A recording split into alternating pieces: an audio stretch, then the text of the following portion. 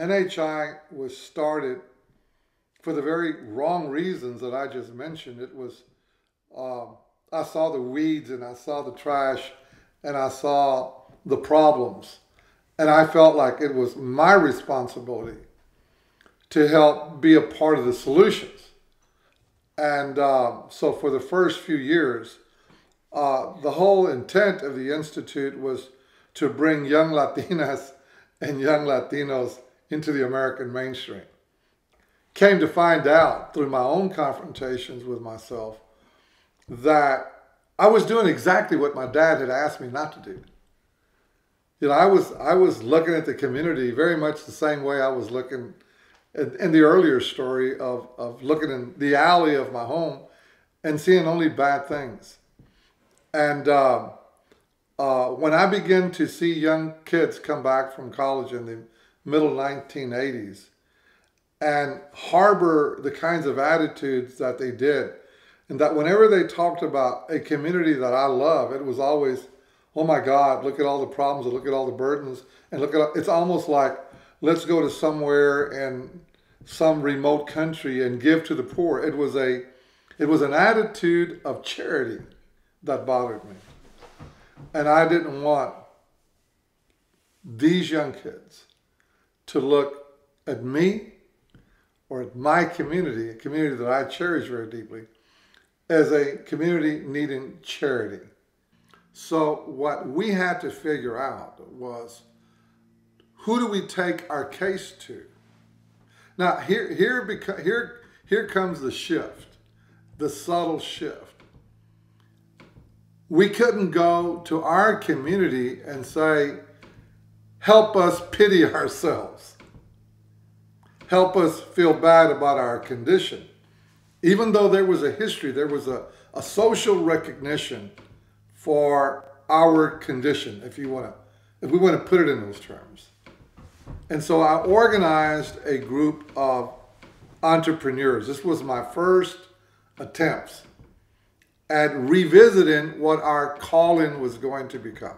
And then I asked this other guy whom I had known for a long time, rough, hard to work with, just very difficult to work with, a guy named Livorio Hinojosa. And he'll come back into the story over and over because Livo was like my dad. Livo didn't mince his words. Livo went for the throat and would catch me. And he would ask me questions that I had no answers for. Because Livo sort of felt like, you're trying to dance this dance over here, and you're giving out a message of need, and yet that's not what you really want. And so who are you taking your message to? And that's when I began to reevaluate, because I was confronting myself, not the community. I was beginning to confront my whole calling and begin to realize, you know, there's something schizophrenic about what you're doing here. You don't want to be a nonprofit. You don't want to be beholden to government. You don't want to hold your hands out to American corporations for their generosity. You don't want to go around being their little pity baby. On the other hand, you don't really believe that Latinos have money. You really don't believe that. Evo used to say to me that if the business was not good enough, it should die.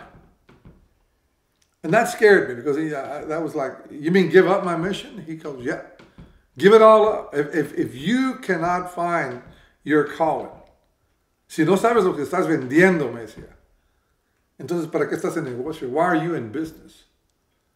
And I said, but I'm not in business. And he would say, yes, you are. Because you charge these kids, and it's okay to charge them. But what's the benefit? And I would think, wow, I've got to answer those questions. And so the 1980s were, for me, a very confusing time for myself, not so much for the programs, because I couldn't figure out who we were going to become. Not what, who. And that's when I came into the whole arena of begin to raise questions about my operating beliefs. What do I believe to be who I am and where I'm going? What is it that I'm trying to do in the community? And what kind of questions must I ask myself? I spent a lot of time trying to understand how young people, Latinos in particular, came to terms with what they thought they were supposed to become and who their parents wanted them to become. Parents were willing to compromise their values and their beliefs in the hopes that their children could achieve economic success. It was okay for them to change completely. It was okay for them to transform, lose language, lose connection to family, move off somewhere, maybe never come back, maybe only get to see their grandchildren once in a while. It was okay so long as their children had a chance of making more money that they never made. And I think the tragedy of it was the sacrifice. What really struck me as strange is that there was an admission that as Latinos, we had little to offer our children. And that to me was tragic. Because, oh my God, do we have so many beautiful things to offer? You know, just start asking me and I'll be here all day. But the point is that somehow they were communicating this. So back to Levo and back to my first experience, what I learned from these Tejano millionaires, as I used to call them, is that you have to have a passion for what you believe in. And it's not so much what you're selling, it's what you believe. The sell is the product. It's what you believe that's important. And that cannot be fractured. That has to be so complete, so driving, that you will spend the rest of your life doing that.